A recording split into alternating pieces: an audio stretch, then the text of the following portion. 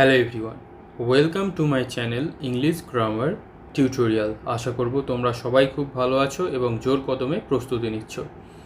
আজ আমরা ক্লোজ টেস্টের 15 নম্বর ক্লাসে চলে এসেছি। এর আগে আমরা ক্লোজ টেস্টের 14টা ক্লাস করে নিয়েছি। তোমরা যারা দেখোনি সেই ক্লাসগুলো অবশ্যই দেখে নিও। ক্লোজ টেস্ট এমনই একটা বিষয়, তোমরা যত বেশি প্র্যাকটিস করবে ক্লোজ টেস্টে তত বেশি ফুল মার্কস তোমরা স্কোর করতে পারবে। এবং ক্লোজ টেস্টে কনটেক্সচুয়াল নলেজ অর্থাৎ প্যাসেজটা পড়ে একটা যে ধারণা তুমি তৈরি করতে পারছো তার উপরে ভিত্তি করেই তুমি যে কোয়েশ্চেনগুলো আছে সেগুলোকে কিন্তু খুব সহজেই সলভ করে দিতে পারবে। এবং অন্যান্য ইংলিশের পার্টের থেকে এটা কিন্তু তুলনামূলকভাবে স্কোর করাটা অনেকটা সহজ। তাই তোমরা যত বেশি ভালো করে প্র্যাকটিস করতে পারবে তত বেশি তোমাদের জন্য এটা ভালো হবে, এতটুকু আমি গ্যারান্টি দিয়ে বলতে পারি। এছাড়া যারা ইংলিশ গ্রামারে দুর্বল, আমার চ্যানেলের প্লেলিস্টে চলে যাবে, A to Z ইংলিশ গ্রামারের কোর্স করানো আছে, তোমরা সেগুলো দেখে নিতে পারো। তোমরা সবাই জানো যে একটা ক্লাসে আমি 2টো করে প্যাসেজ করাই ক্লোজ টেস্টের। চলো আজকে আমরা প্রথম প্যাসেজটাকে শুরু করে দিই। প্রথম প্যাসেজ কী বলছে দেখা যাক। Apart from other pollutants, noise pollution, also known as environmental noise or sound pollution, is a dash issue related to human beings and the environment. তাহলে অ্যাপার্ট ফ্রম আদার পলিউটেন্টস মানে কি, যেগুলো দূষক বা যেটা দূষণ করে সেটা আমরা বলতে পারি। তাহলে ওই দূষণগুলো ছাড়াও নয়েজ পলিউশন, শব্দ দূষণ, অলসো নোন অ্যাজ, যেটাকে আরও একটা আমরা নামে জানি এনভায়রনমেন্টাল পলিউশন, পরিবেশ দূষণ, অর সাউন্ড পলিউশন অথবা শব্দ দূষণ, is a dash issue related to human being. সেটা কেমন ধরনের একটা ইস্যু যেটা হিউম্যান বিং বা মনুষ্য জাতির সাথে কি রিলেটেড বা সম্পর্কযুক্ত। তাহলে noise pollution known as environmental pollution or sound pollution is dash issue other another one's। তাহলে কি এটা আরও একটা ইস্যু যেটা কার সাথে জড়িত, হিউম্যান বিংয়ের সাথে জড়িত এবং কার সাথে জড়িত, পরিবেশের সাথে জড়িত। তাহলে সঠিক উত্তর কি হয়ে যাবে, অ্যানাদার, আরও একটা। আচ্ছা, আদার আর অ্যানাদার মানে কি? অ্যানাদার মানে হচ্ছে আরও একটা, আর আদার মানে কি, ধরো একটা কয়েনের একটা হেড থাকে, একটা টেল থাকে, একটা পার্ট হেড, আদার পার্ট যেটা থাকবে সেটা হচ্ছে কি টেল, তাহলে অন্য একটা পার্ট। আর এখানে যেটা হবে সেটা কি অ্যানাদার ইস্যু, আরও একটা রিলেটেড ইস্যু, সেটা কি এই যে পলিউটেন্টগুলো ছাড়াও নয়েজ পলিউশন যেটা পরিবেশ দূষণ নামে পরিচিত, sound pollution is another issue, আরও এক ধরনের ইস্যু যেটা পরিবেশ বা মনুষ্য জাতির সাথে সম্পর্কযুক্ত। It may have an dash on general health, সাধারণ আমাদের যে স্বাস্থ্য এটা কি করে তার উপরে ইম্প্যাক্ট, ইস্যু, প্রবলেম, ইন্টারেস্ট। তাহলে প্রভাব ফেলে ইংরেজি কি, ইন্টারেস্ট নয়, প্রবলেম নয়, ইস্যু নয়, প্রভাব ফেলে ইংরেজি কি ইম্প্যাক্ট। তাহলে it may have an impact, এটার একটা প্রভাব রয়েছে এখানে কি, it may have an impact on general health, আমাদের যে সাধারণ স্বাস্থ্য রয়েছে তার উপরে কি রয়েছে, এর একটা প্রভাব রয়েছে। Compressor, generator and pipe handling are the dash of noise.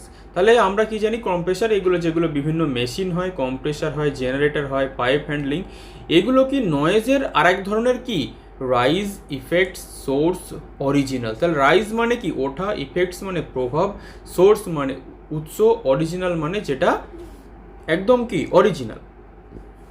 তাহলে এই যে কম্প্রেসার, জেনারেটর আর পাইপ হ্যান্ডলিং এগুলো কি নয়েজের আরও একটা সোর্স বা কি উৎস। ক্লিয়ার? তাহলে long term dash two noise can dash variety of health Hazard.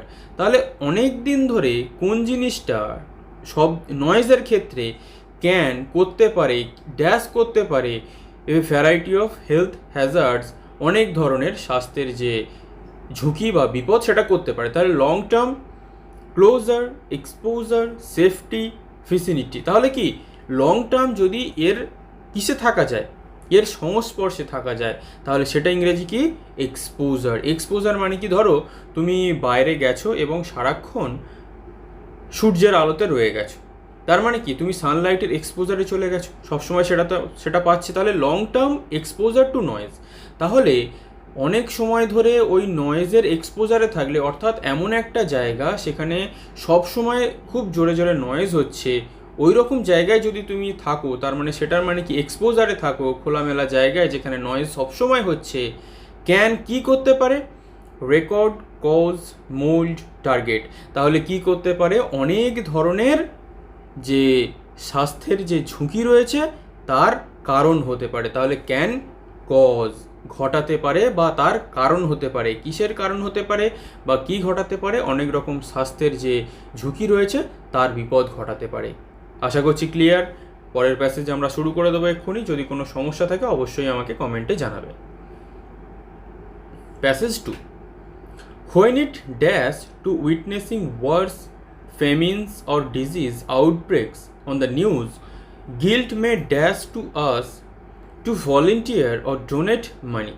তাহলে when it dash to witnessing wars, famines or disease outbreaks on the news, যখন এটার ঘটনা ঘটে যে এটা আমরা যুদ্ধ দেখছি, আমরা দুর্ভিক্ষ দেখছি, আমরা বিভিন্ন রোগ দেখছি যেগুলো খবরে, সেটা কি when it come, coming, comes, came.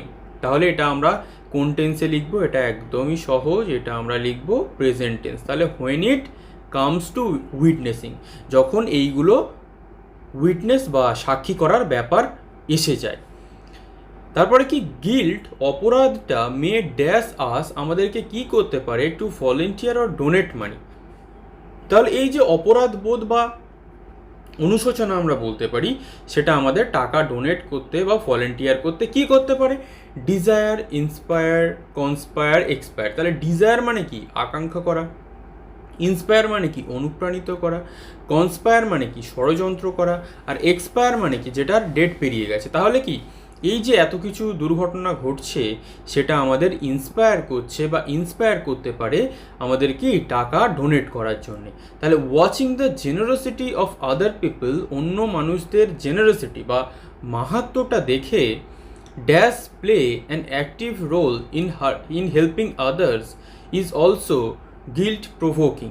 তাহলে অন্যদেরকে দেখে, watching the generosity of other people, অন্য মানুষের যে মহত্ব সেটা দেখে, সেটা কীরকমভাবে রোল প্লে করছে, অ্যাক্টিভ রোল প্লে করছে ইন হেল্পিং আদার্স, অন্যদেরকে সাহায্য করার জন্য, হু, হুজ, হুম, হুইচ। তাহলে generosity of other people, other people মহৎ মানুষরা কি করছে, যারা কি করছে, who donate, who play an active role, যারা একটা সক্রিয় ভূমিকা পালন করছে ইন হেল্পিং আদার্স, অন্যদের সাহায্য করার জন্য, ইজ অলসো গিল্ট প্রভোকিং। এবং সেটা দেখে আমাদের কীরকম মনে হয়, একটা অপরাধ মনে হয়, যেটা আমাদের অপরাধ বোধে ভুগতে সাহায্য করে। তারপরে আমরা কি হই, ওই অপরাধ বোধে ভোগার জন্য আমরাও কিছু টাকা ডোনেট করে দিই। তাহলে হুইচ ক্যান, যেটা কি করতে পারে, turn activate us to take similar dash thus paying forward.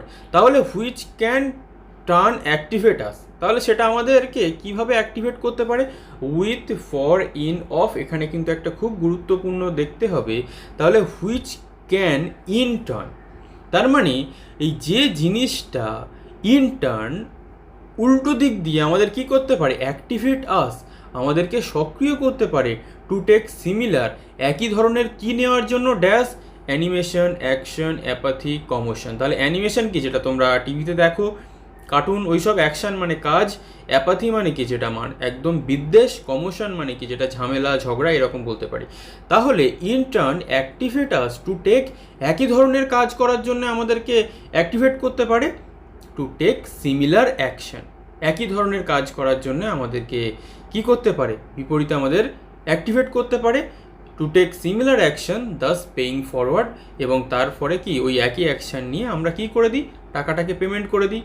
কেন করে দিই, কারণ আমরা দেখছি কেউ বিপদে আছে, অন্যরা টাকা দিচ্ছে, আমাদের মনের মধ্যে একটা বিবেক দংশন হলো, দংশন হয়ে আমরাও কি করলাম, ভালো মনের হয়ে গিয়ে টাকাটা ডোনেট করলাম। তাহলে কিন্তু এই যে প্যাসেজটা ছিল একটু ট্রিকি ছিল। তাহলে যে দুটো আমরা প্যাসেজ করলাম, 10-এর মধ্যে তোমরা কত স্কোর করতে পারছো সেটা কিন্তু তোমরা অবশ্যই আমাকে কমেন্ট করে জানাবে। আর যদি কোনো কোয়ারিজ থাকে বা যদি কোনো জিনিস বুঝতে অসুবিধা হয় সেটাও আমাকে কমেন্ট করে জানাবে, আমি তোমাদের অবশ্যই রিপ্লাই করে দেবো, কমেন্টে বুঝিয়ে দেবো।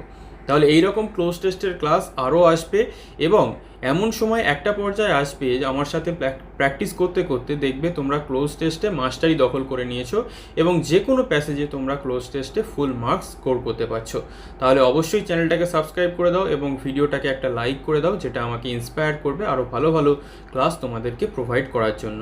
তাহলে আজ এই পর্যন্তই, পরের ক্লাসে খুব শীঘ্রই দেখা হবে। Thank you for watching.